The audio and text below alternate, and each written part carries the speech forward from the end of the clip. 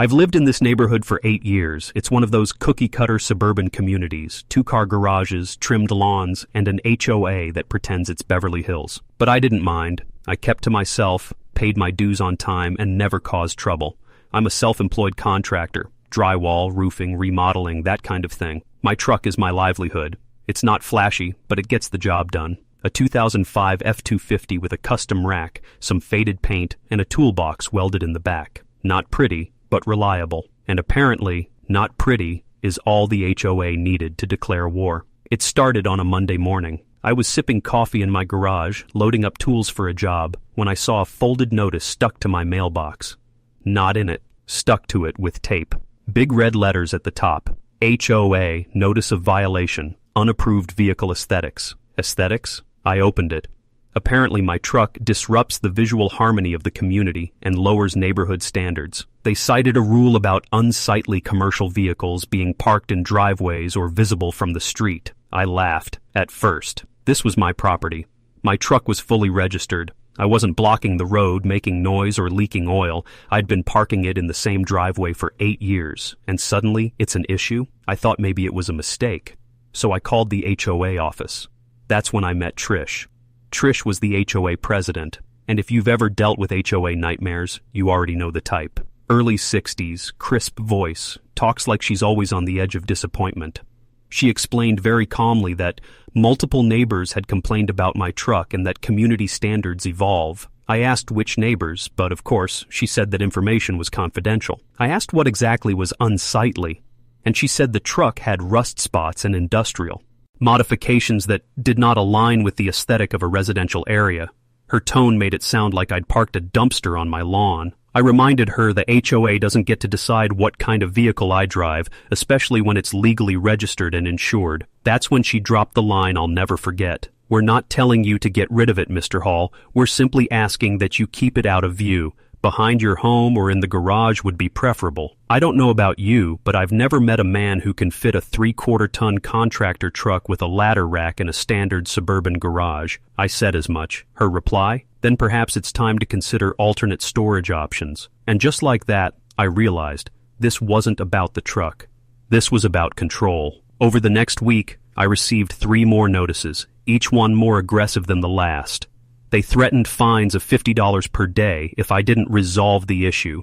So I attended the next HOA meeting. I brought photos of my truck, city parking codes, and even documentation from the DMV showing it was a legal personal vehicle, not commercial. I laid out my case, calmly in front of Trish and her little army of clipboard-wielding cronies. But none of it mattered. Trish barely looked at my papers. She kept repeating the phrase, "We're here to preserve the character of our community." One of the board members, some retired guy named Dennis who only ever wore golf polos, chimed in, saying, "It's not about legality, it's about pride. Pride." They wanted me to be ashamed of my work truck, of how I made a living. That night, I sat on my porch staring at my truck, and I realized I wasn't just being targeted, I was being pushed out. But they underestimated one thing. I may be a contractor, but I'm also a homeowner, and I know how to read between the lines. If they wanted to play by thars, the rules, I'd play harder, smarter, and most importantly, legally. They said my truck was too ugly for the neighborhood. Fine. I'll show them what ugly really looks like, every single day, right outside Trish's house. And guess what? There's nothing in the bylaws that says I can't. After that HOA meeting, I knew there was no point arguing anymore. They weren't looking for logic. They weren't even trying to follow their own rules. This was about dominance, the kind of quiet tyranny that festers behind flower beds and picket fences. But I wasn't about to roll over. I just needed to stop thinking like a homeowner and start thinking like a contractor. So I sat down with the HOA bylaws, every single page. They were written like a bad marriage contract.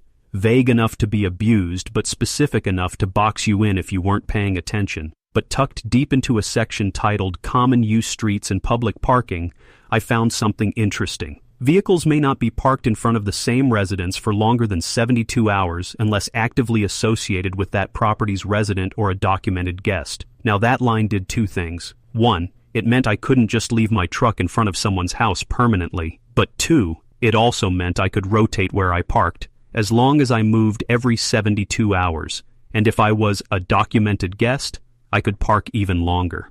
So, I got to work. First, I asked around the neighborhood, quietly, carefully. I'd lived here long enough to know who was fed up with the HOA's nonsense. A few folks were sympathetic. One older guy, George, was more than happy to help. He said, "Trish fined me once for my flagpole being half an inch too tall. Park wherever you want, buddy." With George's permission, I parked my truck in front of his house on Monday. Then, 3 days later, I moved it in front of Linda's, 2 blocks over. Another HOA hater, then Manny's. I kept it rotating. All legal, all on public streets. But here's where it gets good. I used that time to prepare a special surprise for Trish. Tabra. A professional-grade vinyl sign printed, one that could mount right on the side of my truck. It was completely removable, but looked official. On a clean white background in bold black lettering, it read, "This vehicle has been deemed too ugly by your HOA president, Trish Langford. Let her know what you think."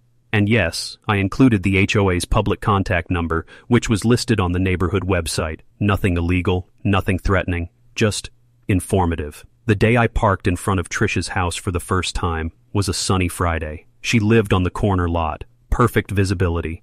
I timed it so the school bus would pass by just as I pulled in. I made sure the sign was facing the main road. Then I locked the doors, walked 2 houses down to George's place, technically my host, and enjoyed a cold beer while watching from his porch. It didn't take long. Trish came outside in a cardigan and garden gloves, holding pruning shears, the picture of suburban order. But when she saw my truck, and that sign, she froze. Her jaw actually dropped. She stomped over, phone in hand, and started taking pictures. Then she tried calling someone, probably Dennis from the board. I waved at her from George's porch. She didn't wave back. 10 minutes later, I got a text from the HOA board email. "Mr. Hall, your recent signage could be considered defamatory. Please remove immediately." I replied with one sentence. "Truth isn't defamation, and neither is quoting the bylaws." They went quiet. The next morning I got an email from a different board member, more polite, asking if we could find a compromise. That's when I knew it was working, but I wasn't done yet. For the next month I rotated my truck every 3 days, sometimes near Trish's house, sometimes a few doors down, always within legal limits, always with permission. Everywhere it we was. That sign went with it.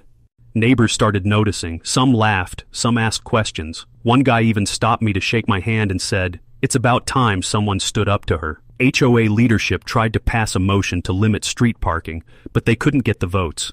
Too many people were secretly enjoying the show. Trish, meanwhile, had started parking her own car 2 blocks away, just so she wouldn't have to see my truck from her window. But I still wasn't finished. Because my truck? It wasn't going away. And if they thought I was done, well, let's just say, part 2 was just warming up.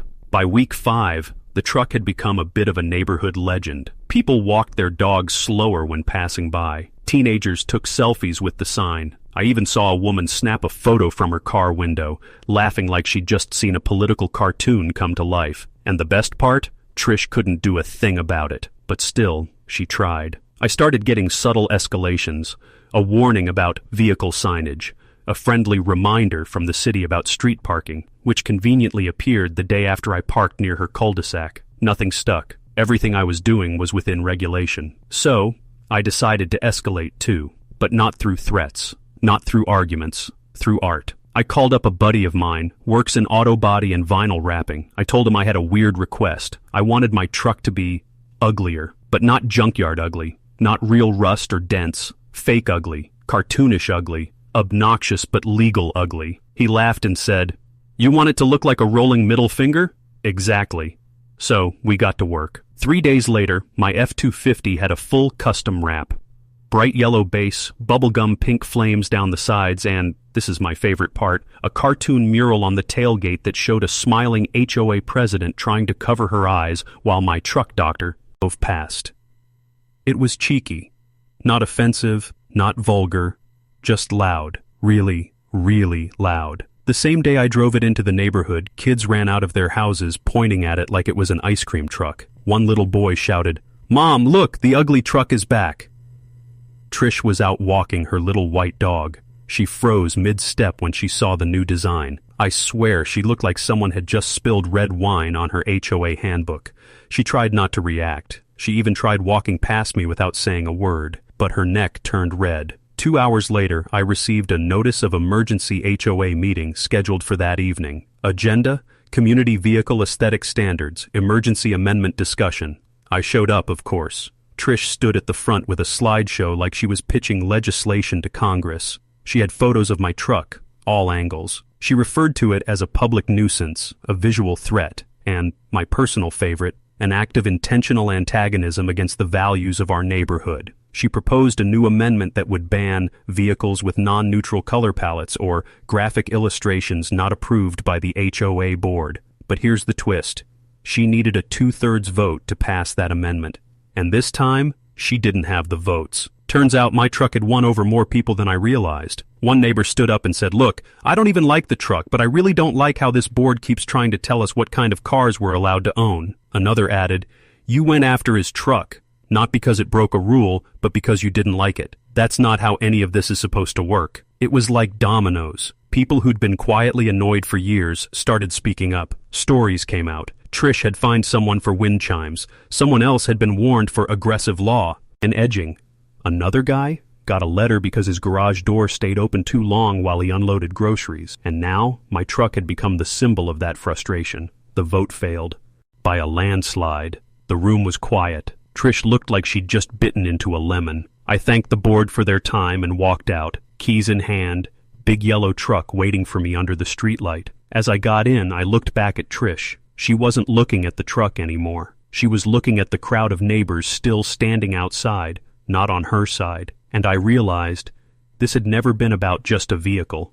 It was about people tired of being pushed around. All I did was paint the target bright yellow and put flames on it. But trust me, the fire was already there. I thought the failed vote would be the end of it, that Trish and her board would take the L, grumble into their wine glasses, and finally back off. But if you've ever dealt with an HOA president like Trish Langford, you know, they never go down without one last swing. And this swing was petty, strategic, and almost brilliant. It started a week after the meeting. I came home from a job around 6 p.m., parked my truck in front of my friend George's place, like usual, and went inside. The next morning I woke up to a parking ticket, first one I'd ever received in the neighborhood. The violation? Improper commercial vehicle parking. Now, this wasn't from the HOA. This was from the city. At first I thought it had to be a mistake. Maybe someone logged the wrong vehicle. But then I noticed the officer had written a note under details. Received complaint from HOA. Advised vehicle appears to be used for business purposes. Marked for follow-up. It was Trish. She'd gone around the HOA and filed a formal complaint with the city, claiming I was operating a commercial vehicle out of a residential area. Now technically, I wasn't. The truck wasn't lettered, wasn't used to haul hazardous materials, and I didn't store tools on the lawn or anything like that. But my name was attaché to an LLC, and my truck's registration was listed under that business. That gave her just enough to muddy the waters. I made a few calls. Sure enough, the city had opened a compliance review on my address. If they ruled against me, I could be forced to either stop parking the truck at home or face escalating fines. Now I'm not gonna lie. That one stung. It was calculated, sneaky, and just slippery enough to stick. I spent the next 3 days gathering paperwork, making calls, and getting statements from my clients, proving that I didn't store materials on site, didn't conduct business from home, and that my truck was not classified as a commercial fleet vehicle. I also had to prove that I wasn't violating city zoning laws, which, thanks to a loophole, I wasn't. My business was technically mobile. I did all my work on site, not from the house. That meant I wasn't required to have a special permit or separate business address. After a week of stress, emails, and one very long visit to the zoning office, I finally got the call. "You're clear. No violation. You're good to go." I was relieved for about 10 minutes. Because that same afternoon I got another email from the HOA. "Mr. Hall, due to increased traffic and visual disruption caused by your vehicle, we are requesting a meeting to discuss alternate parking arrangements to avoid further escalation." I laughed, out loud, alone in my kitchen. She just wouldn't quit. But that's when I realized something. She'd shown her hand. Trish had gone from fake concern to weaponizing local government. She wanted me gone, not just the truck. And if I didn't end this soon, she'd just keep finding new ways to corner me. So I decided it was time to go full contractor on this war. I had one last play, something I'd been quietly preparing in the background. because while Trish had been chasing me with laws and city codes, I'd been filing paperwork. See, a few streets down from our neighborhood, right outside HOA jurisdiction, was a small parcel of empty land that had been sitting untouched for years. It was zoned for mixed use. Cheap, too, because it needed a lot of work. And guess who bought it? Yup, me. And on that land, I submitted plans for a legal business vehicle storage yard. I kept it clean, gravel lot, simple fencing, no structures, all permitted. And then, I offered free parking to contractors, plumbers, and small business owners in nearby neighborhoods who were getting harassed by their HOAs for the exact same reason. I called it the Ugly Truck Yard. Within 2 months, it was full. 15 work vehicles, neon wraps, toolboxes, ladder racks, all parked legally, all visible from the main road, and on the edge of our HOA's entrance. It wasn't just a truck anymore. It was a landmark, a daily reminder that some people don't get pushed around, especially not by a woman with a clipboard and a superiority complex. By the end of that summer, the Ugly Truck Yard had become more than a place to park vehicles. It was a statement. Every contractor, delivery driver, and handyman who parked there had a story, and most of them started with the same 4 words. My HOA said no. We had all been told our trucks were too dirty, too big, too loud, or too industrial. But this yard, this dusty little slice of freedom at the edge of the neighborhood, this place welcomed the outcasts, and it burned Trish up. I know because I started getting emails, not just from her, but from other board members. Some polite, some not, asking if I'd consider relocating the truck yard, offering to discuss terms. One even asked if I'd just put up a privacy fence for the sake of neighborhood morale. Nope, I didn't build this to be hidden. But still, I wasn't interested in revenge for revenge's sake. This whole thing had started because I wanted to park my truck in peace. Now I was legally operating a vehicle lot that helped 15 people do the same. But Trish wasn't done. One morning, I drove through the front gate of the neighborhood and saw a brand new HOA-funded sign posted just inside the entrance. It read, "Please be advised, commercial vehicles and unsightly work trucks do not represent the character of our community." I slowed down and just stared at it. It didn't mention me by name, but it didn't have to. It was facing the direction of the Ugly Truck Yard, and everyone in this neighborhood knew exactly who it was targeting. That's when I realized this was no longer about me. This was about every working-class person who ever got told they didn't look right for the community they lived in. So I made a decision. The next weekend, I got the help of a few friends, most of them from the truck yard, and we spent the whole afternoon putting up our own sign, not in front of the HOA, not in front of Trish's house, but at the edge of the lot, facing the neighborhood entrance. White background, bold letters, no sarcasm, no jokes. It simply read, "Pride in honest work looks different for everyone. Serving our community with dignity, tools, and trucks, since the HOA wouldn't let us do it at home. We didn't break any laws, we didn't block any views. And unlike Trish, we didn't pretend to speak for everyone. But the message was clear, and it hit hard." Within days, I started getting messages from neighbors I barely knew. One woman, a nurse, said she didn't even drive a truck, but was sick of being told what color her flowers had to be. Another guy, retired military, came down to shake my hand. He told me, "They fined me for my camper last year. This place gives them a reminder that we don't all live in a Pottery Barn catalog." The HOA held an emergency meeting the next week. They called it a community identity crisis. I didn't go.